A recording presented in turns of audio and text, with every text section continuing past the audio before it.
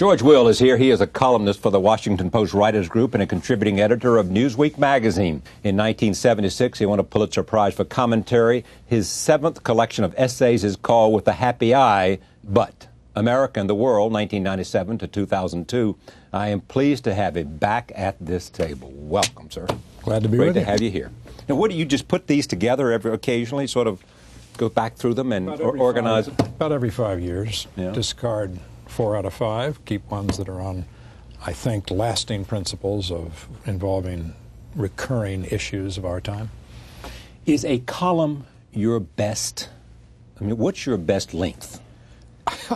I think I probably dream in 750-word chunks. You know, you get to the end and you stop. Yes, that's right. It's a very exacting discipline. Yeah, it is. Pascal once said to someone he was corresponding with, said, "Sorry about the long letter. I didn't have time to write a short one." Yes, it's harder exactly to write short. Yes. I wrote a doctoral dissertation. It's about 500 pages long, great sprawling, undisciplined glob. And, on what subject? Tolerance. I said there was too much of it going around. It was on the First Amendment and stuff like that. Let me move to the defining time for George Bush, President number 43. Why do you believe it's necessary now? Because we have waited 11 years. In the instruments of surrender after the Gulf War, the Iraqi regime was given 15 days to comply with revealing what weapons of mass destruction they had and to begin the UN-supervised destruction thereof. Well, more than about 4,400 days have passed since then. We know this. There's a critical mass of forces have come together in this one man, a recidivist liar, a sociopath, and a war criminal. He's fired ballistic missiles at 4 countries near him. He launched one of the bloodiest wars since 1945 against Iran. He's used these weapons of mass destruction against his own people.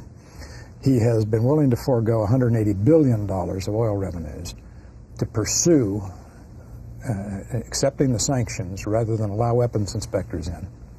So we know he has hegemonic designs, an insatiable appetite for astonishingly dangerous weapons. I mean, some of them. I mean, one of the biological weapons he has is a fungus, the primary role of which would be to cause an outbreak, a mass outbreak of liver cancer in children.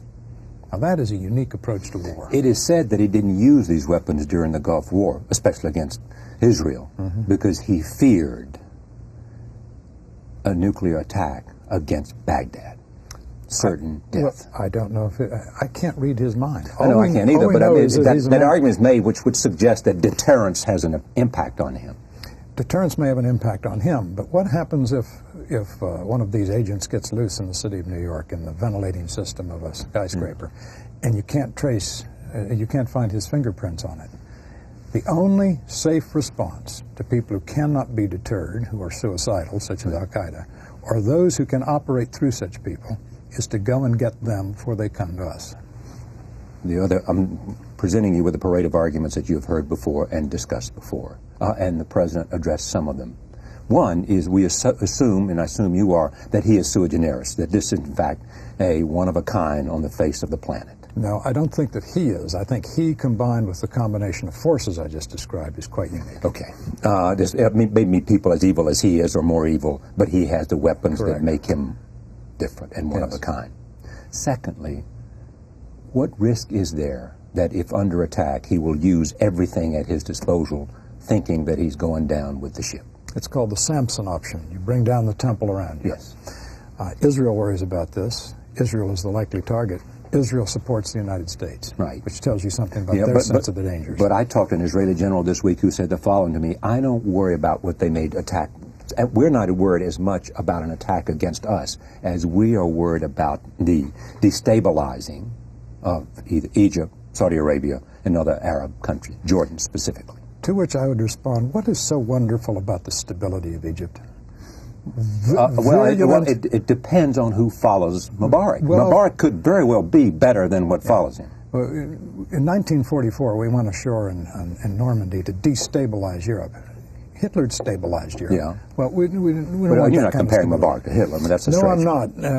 Except, by the way, that he has a medieval cum Nazi anti-Semitism permeates his press. And intellectualism. Oh, I mean, it's just, but look, it is in the United States' interest, it is in the interest of 99.9% of the people in the Middle East to bring modernity to that culture. That's the great fight, is not between them and the United States. It's between the modernized, the Islamic world. Right. It's between those in the Islamic world who want to modernize and those who don't.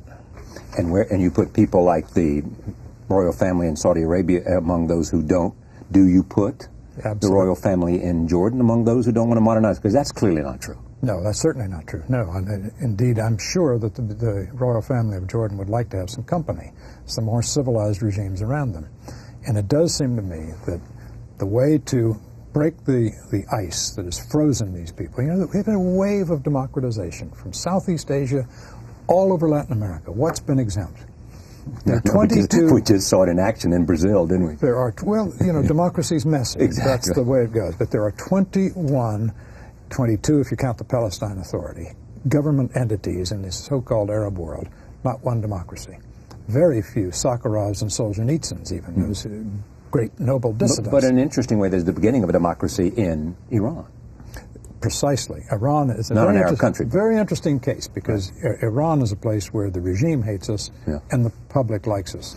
You and I talk to the same people like Bernard Lewis. Exactly. Whose argument has been consistently. Absolutely. Who also believes, as you do maybe, that the establishment of a democracy in Iraq is critically important. Now, here is my question. Is it because they want to use that to democratize all these other countries, or simply because they think, you know, the United States would do well to have a place that could be, you know, a laboratory? I think the answer is that we believe, with reason, that democracy is infectious. We've seen it. We saw it happen in Eastern Europe.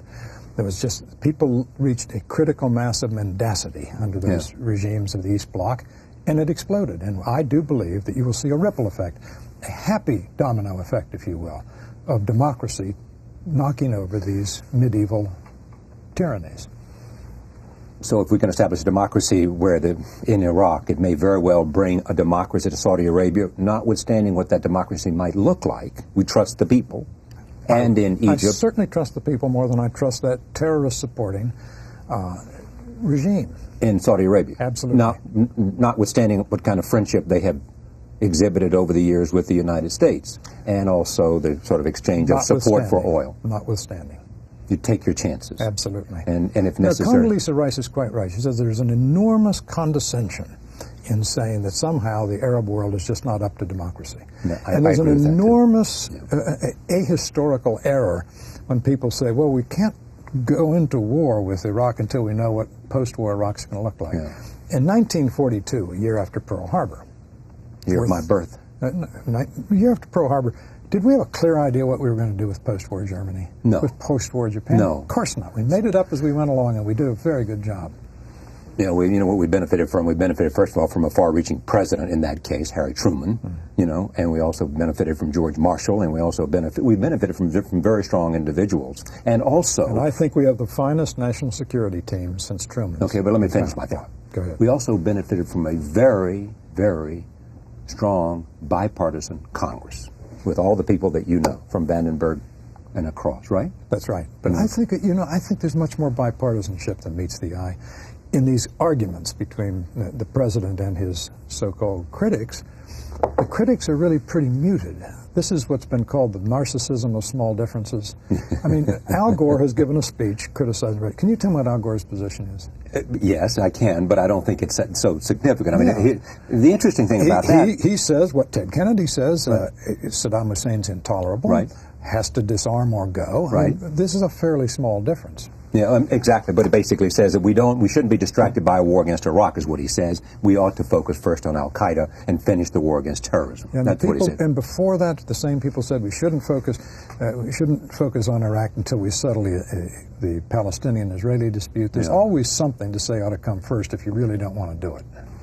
Where do you think that stands, a Palestinian-Israeli dispute? And if you were a Palestinian, do you think that it is now been clearly proven that you ought to change the Palestinian regime Authority. change. Yes, Look, that's where the regime change. The Palestinian people were the worst-led people of the 20th century, and that's saying something. Yeah. In 1914, in World War I, they supported the Ottoman Empire and lost. World War II, they supported Hitler and lost. Cold War, they supported the Soviet Union and lost. In the Gulf War, they supported Saddam Hussein and lost. Aren't they tired of this? It is time for better leaders, and they're going to have to do something to save themselves. Yeah, but it's not our place to choose those leaders at all. That's right, but it is our place. Or Sharon's place. It is our place to tell them there's a severe price to be paid for following people of whom Abba even once said, the Palestinian leadership never misses an opportunity for missing an opportunity. A very gifted man, and that's the most eloquent thing that people remember him as having said. But you think it has no consequences in terms of the war against Iraq? None. Has no consequences for our relationships within the Middle East community and on the conflict between the Palestinians and the Israelis? I really don't. Have any nations mobilized militarily to support Arafat? No. We've been said, it's always said, watch out, the Arab street will rise up in support of Arafat. Doesn't happen. People of the Middle East know that the Jordanian government in 1970, under the late King Hussein, probably killed in one September, Black September, killed more Palestinian fighters than Israel has killed in 50 years. The bloodiest war in the Middle East, far and away, was the Iran-Iraq War. It had nothing to do with the Israeli-Palestinian dispute. So the Middle East is perfectly capable of being a cauldron and a bloodbath without blaming the Israelis or that dispute. I realize you're not a military strategist. Do you think this will be a quick and easy conflict if it comes to that? Fairly quick, yes. Do you really? I do. Because their military is probably a third of what it was. Our military is probably twice what it was in 1991. He cannot engage us in the desert because our precision weapons now and our bombing and our drones spotting the targets are much too and probably good. Doesn't want to. He learned his lesson in the Gulf War. There is every reason to believe that there will be a weakness in the chain of command by which he controls his forces. One of the interesting lines, used first by Don Rumsfeld in congressional testimony and then last night in Cincinnati by President Bush, when he said, officers in the Iraqi army will be wise not to obey orders to use weapons of mass destruction. Through the public airways, and I'm sure surreptitiously, we are communicating to the Iraqi military that a Nuremberg defense, that is, I was only obeying orders, won't work. We are saying that they will be adjudged war criminals, and to bear that in mind.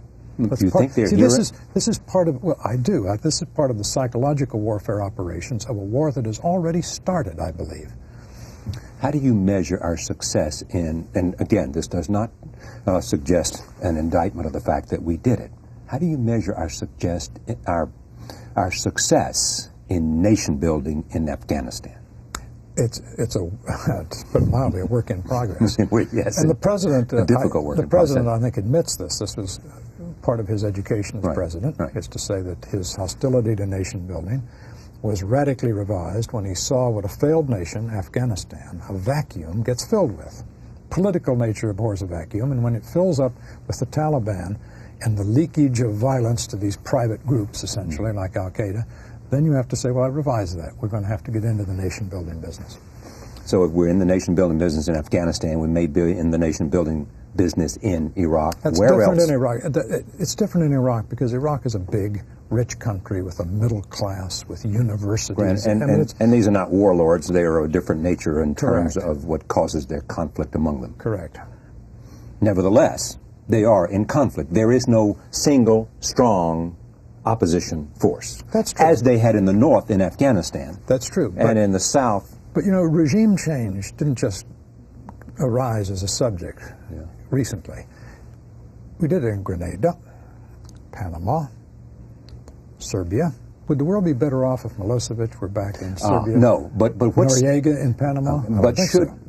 Should we live in a world in which there's some respect for, it is argued, some respect for international law? Yes. And we should. Absolutely. And therefore, where do you draw the line, and what is the standard when America engages in some kind of preemptive action, or as it did in Panama, as it did or as the doctrine is called 400 years ago, anticipatory self-defense. Elizabeth I, and thinking that there was indeed an armada heading her way, sent out the British Navy to preemptively attack Spanish ships in Portuguese and Spanish harbors. That's called preemptive attack. The most successful arms control measure of our lifetime was the Israeli attack on the Iraqi reactor in 1981. The Israelis were denounced for preemption, for unilateralism, and aren't we glad they did it? We certainly are. Because Kuwait today would be the 19th province of Iraq because they would have had nuclear weapons in 1991. Okay, but I still come back to my point. That makes a very good case that there are times in which we would be better off if there was some kind of preemptive action. Yeah. I still look for what's the standard for determining what's appropriate and not appropriate. Is there a Bush doctrine coming out of all this? You know, you can't have general rules as you have in mathematics. Okay, but you got to have some sense of... Sure. You got to say that with respect to any civilization, any society has to have a generally accepted code. I understand, but this is not a code like a commercial code. I know that, but it is code in terms of things that you think are necessary for the world to live in some degree of balance. Relations between nations is a science of single instances, if you will, which is to say no science at all, because everything is always different. But again, we come back to the fact that what we have in Iraq is a unique critical mass, a unique constellation of dangers. The weapons, the man, the record. Okay, then, as I think the President is saying, I don't see that kind of constellation of dangers anywhere else. Correct. Certainly not in Iran. Correct. Certainly not in North Korea. Correct. Although they were both nominated for the axis of evil. I suspect, I can't prove this, but I suspect that North Korea was brought in for affirmative action. That is, so there'd be a non-Islamic nation. Yes, I thought so too. You know, just to make sure that we're not talking about a clash of civilizations exactly here. Right. Yep. Is this a clash of civilizations? No, the civilization... Well, but stay with me. I don't mean the clash of Muslim versus Christian, Catholic, Christian or Judeo conflict. Is it in some way, though, a clash of civilizations between modernity and something else? In that sense, yes. It's a clash of epochs. There's the modern epoch, and then there are these people frozen in the 14th century. And that's what has to be resolved. But it is not primarily a clash with the United States. It's a deep fissure, not deep enough, and not evenly divided enough yet, but a deep fissure within the Islamic world. And there's no doubt, none whatever, about the outcome. Modernity is going to come there. Okay. You've heard all these before, but it's nice to hear you say them on this program. Why haven't we generated more support for an argument that you believe is so easy to make? Well, first of all, the support we've got: Israel, the United States, Britain, Turkey, Italy, Spain. That's not chopped liver. That's a pretty good chunk of the civilized world. True, we don't have some members of the... Three, for example. Well, France. Yeah, France. Russia. China. Right. Yeah, well, China, the authors of the Tiananmen Square massacre, we can go ahead without their moral benediction, I think. They may be pleased by this because, they could say, here comes Taiwan, and, it's the idea of... I don't think so.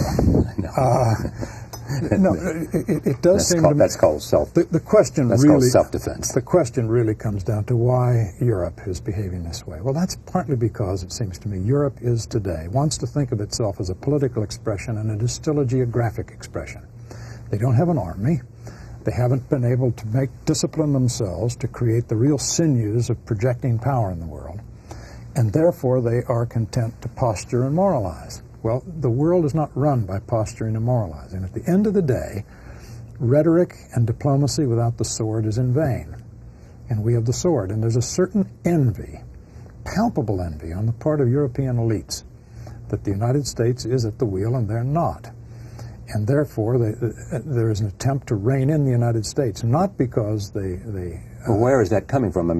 Clearly you're saying it's not Britain. And clearly you're saying it's not Italy because of Berlusconi and Blair. That's right. Is it only France you're talking about, or are you talking about France and Germany? France and Germany. And I'm not sure where the Germans stand, because Schroeder used that much more as a political survival tactic rather than some And Germany may be different also because they have a history of anti-war fever there. When don't have a history of war fever. Yeah, the idea of a war without Germany is something I can live with. No involvement, no presence, nothing, That's right. just on the sidelines, Right. like Switzerland. Exactly right. George Bush, tell me what you see in him and how you see him different today than the man who ran for president in some 2.5 years ago. He's extraordinarily comfortable in his own skin. And the most amazing thing to me, Charlie, is this. Someone said to me 2 years ago that George Bush would not only achieve a connection with the American people that I think only 2 other post-war presidents have had, Eisenhower and Reagan, but that he would achieve it by his rhetoric. I would have been dumbfounded because it says something about the power of speechwriter. Well, no, because it does. Well, George Bush is not. Let me explain why. Now, you're right. He has one of the most brilliant speechwriters in our history, Mr. Gerson. Right. But it's not just when he's delivering these set speeches, as in Cincinnati, the UN, West Point, Citadel, Berlin, the ones that have shaped his doctrine. Right. But it's when he's out there leaning on a lectern talking to a bunch of carpenters in Pittsburgh that he does have a connection that seems to me quite striking, which is why his post-September 11 job approval rating is much higher and more durably high than Franklin Roosevelt's was after Pearl Harbor, which is why perhaps Senator Cleland, Max Cleland of Georgia, who doesn't have a record of supporting the Bush administration, has supported the president's war resolution, knowing as he does that Mr. Cleland, is up for election, and George Bush's approval rating in Georgia is 71%. Tom Daschle said over the weekend that he will probably end up supporting the president. The only person I know specifically, 2 people I know specifically have said they would not support it as it stands today, the resolution. Is Ted Kennedy. I heard him say it. And Paul Wellstone may have said it. I'm not sure. I would assume he might have as well. I mean, this thing's going to pass with at least 70 votes, don't you think? Oh, much more than that, sure. 90? That's right. No, look, Mr. Daschle wants many things, but most of all, he wants to change the subject. He wants to have the remaining days of this election.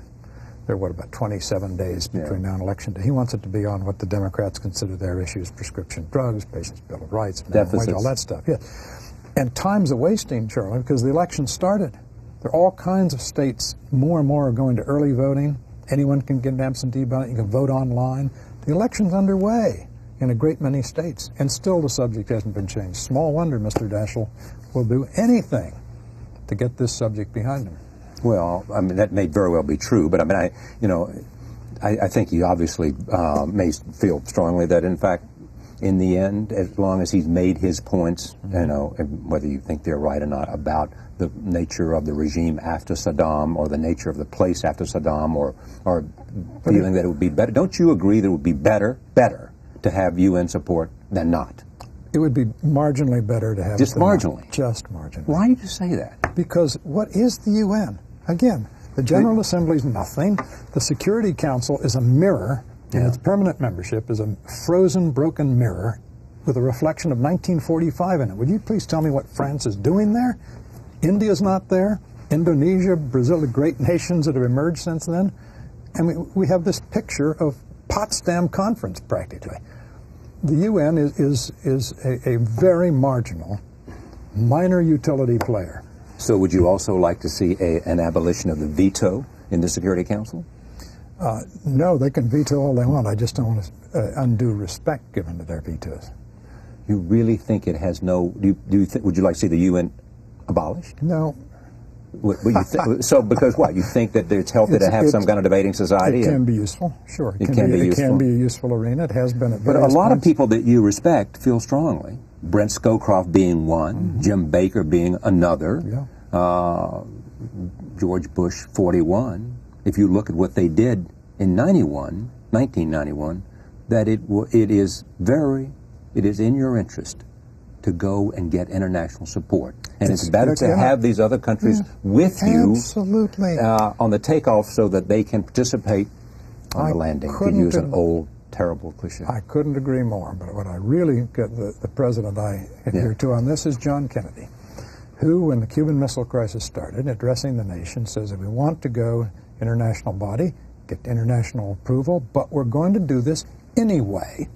which means he was saying there's no veto here, right, and we're not paralyzed by indecision, and we're not uncertain of the virtue of our cause. We would like their opinion. Do you think it is the same peril today from Saddam Hussein as it was from Cuban missiles in 1962? It could be worse today because the Soviet Union did have a structure of command. We understood the Soviet Union did not want war. It took risks. It wanted the fruits of war, but it didn't want war. Our arsenal at that point in 1962 was so much greater than theirs. I mean, it was no contest who was going to win that showdown.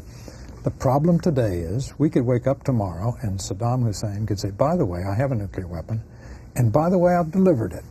It is somewhere in some great American city. I'm not going to tell you where, of course, but I can detonate it when I wish. Then what do we do?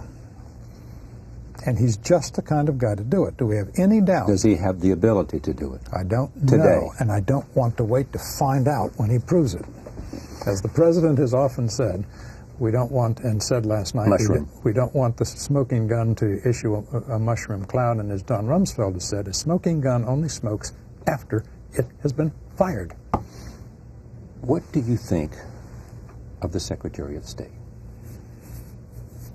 I think he's a man devoted knowing what you have written. Devoted to avoiding war, which is a virtue, particularly in a Secretary of State. Or particularly in a general. I think that's true. I think every president has three implacable adversaries: the press, the Congress, and the State Department. And I mean that. And why the State Department? I think because there is an Arabist bent to it, if only because there are 21 or 22 embassy jobs open in the Arab world and only one should be in Jerusalem. It's in Tel Aviv, our embassy. I do believe that the State Department has far too many holdovers from previous administrations. I believe the State Department is full of people who do not support the president's policies and do not wish him to be reelected. Who is your intellectual hero? Intellectual hero. Of all time? Yeah. In our country, John Marshall, and... really, the founder, really, of the modern Supreme Court. 38 years as Chief Justice, the maker of our nation. Yeah. Are you a Hamiltonian man? More Hamiltonian than Jefferson. How about more Hamiltonian than Franklin? Probably. Probably. But Franklin died just as the formative era was coming. But a couple of new biographies have come out about him. One from Edwin Morgan up at Yale, and also Walter Isaacson down at CNN. Yep. But in the end, the greatest American of all was George Washington. I agree with that.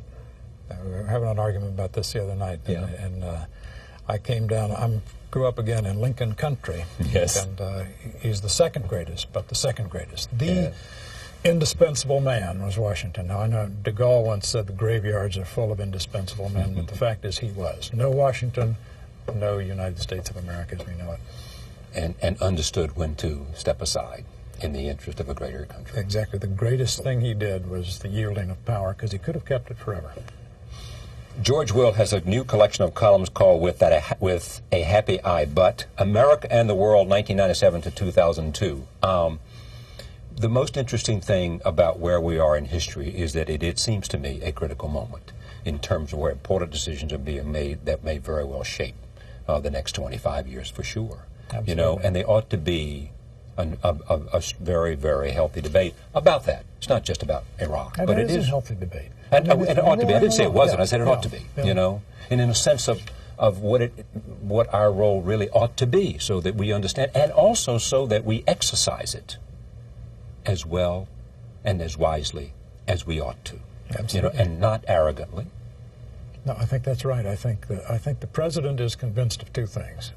America is so powerful, more powerful than you can realize until you sit where he is, and for that reason, humility is in order. Yeah, more powerful than it's ever been.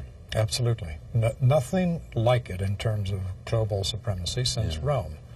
It is an amazing time. Thank you, my friend. Great to see Enjoyed you. it. We'll be right back. Stay with us.